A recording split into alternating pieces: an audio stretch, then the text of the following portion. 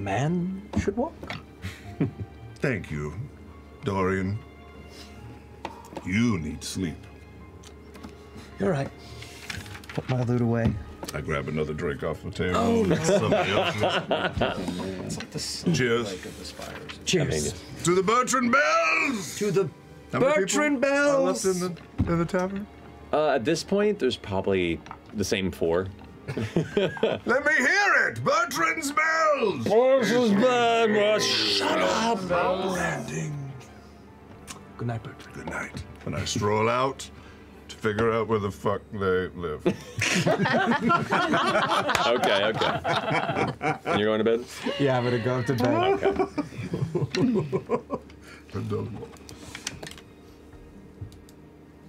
Imogen. Oh, shit. And that's where we'll end.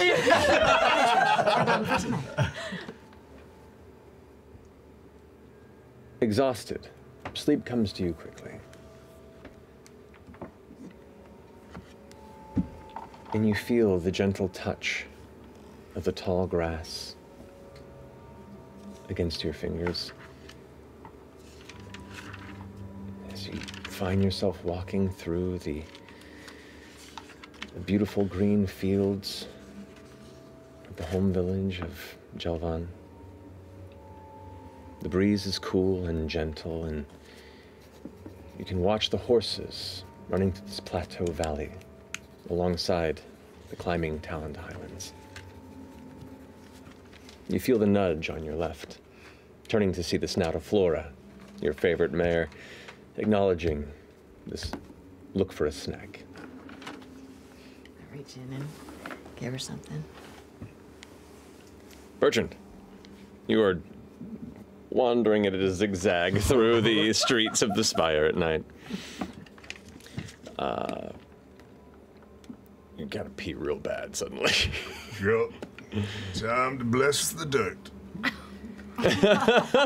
There's not much dirt in the way around here. It's kind of an open street with alleys and kind of you know the windowed wall's a little ways away, but you can hold it or find a quick stop. Not at my age. I'm gonna find a quick stop. Otherwise, it'll. Okay. So you kind of duck into the side alleyway and begin to relieve yourself, and it's a genuine relief. A little bit of moonlight that's peeking through the alley. It's obscured to your left. You suddenly sense someone standing there. You kind of glance over and you just see a silhouette. Do I recognize this? Make a perception check with disadvantage, you drunk asshole. Guys. Suck at perception. 6. Can't make out any details. I put my hand on my rapier hilt. Draw myself up to my full height. Say, Gertrude, are you, oh, I'm sorry, friend. Can I help you? The figure takes a step closer. My friend is off around the corner. Can I be of some sort of assistance? Takes another step closer. I draw my rapier. I think that's close enough.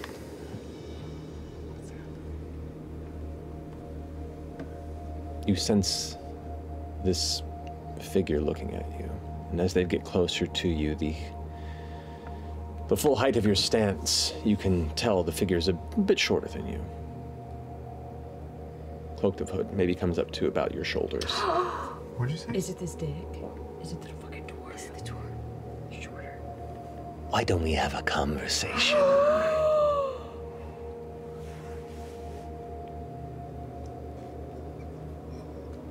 A little further in. And you see beneath the cloak, there's a flash of metal as a familiar rapier glint hits the moonlight. Further in. Where? Points deeper into the alley. Okay, is there anyone with him, beyond him? No. The alley itself is maybe about 8 feet from side to side, and they're kind of right in the center of it. And they're about 3 or 4 feet deep into it, and you're about 10 feet deep. Oh, I think I'm fine. Right where I am. Seems I have you at a disadvantage, sir.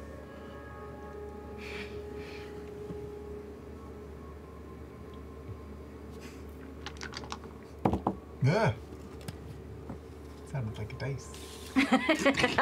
What could it be? In a sudden flash of quick movement, unnatural speed, the cloak whisks and you feel a twinge of burning pain in your chest as you look down at the hilt of the rapier that's now up against your chest.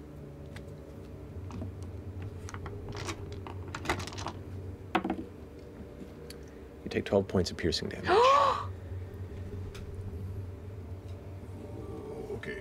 Okay. That's a natural 20. No. No. It is. Right there. As you glance down at it and kind of cough for the blade withdraws again and goes this time into the abdomen, right up to the hilt, for 16 points of piercing damage.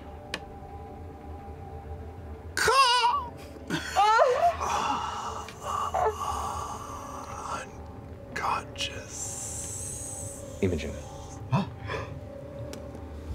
Just then the wind suddenly starts to change. Harsher. Colder. You turn, and your eyes find a familiar sight. The horizon, entirely consumed in red. Swirling, hungry clouds filling the sky and coming fast. Silent flashes of lightning in the distance as you stand motionless, watching the streaks of dark crimson rake across the heavens above you, darkening it, reaching for you. Flora immediately flees, and you stand frozen, the storm reaching around and consuming you, buffeting your face, the wind growing louder and louder until you hear her voice. Run, Imogen. Run.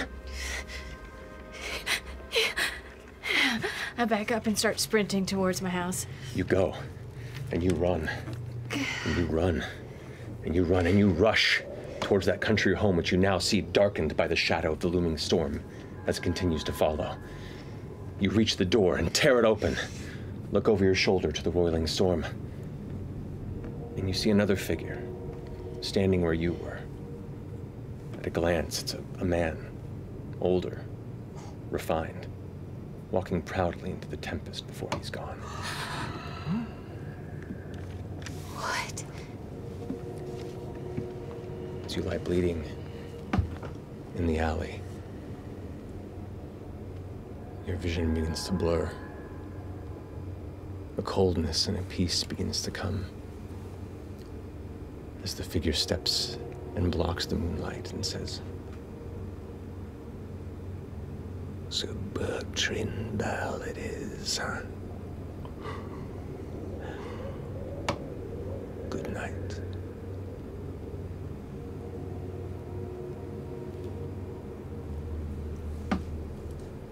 And that's where we're gonna finish tonight's episode.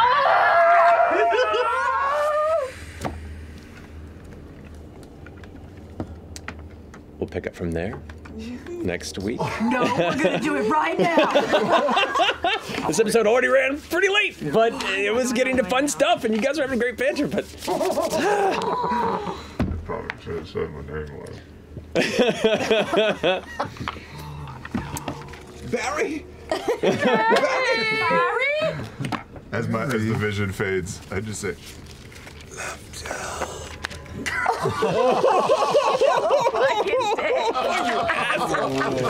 Says who? Well, we'll pick up from there.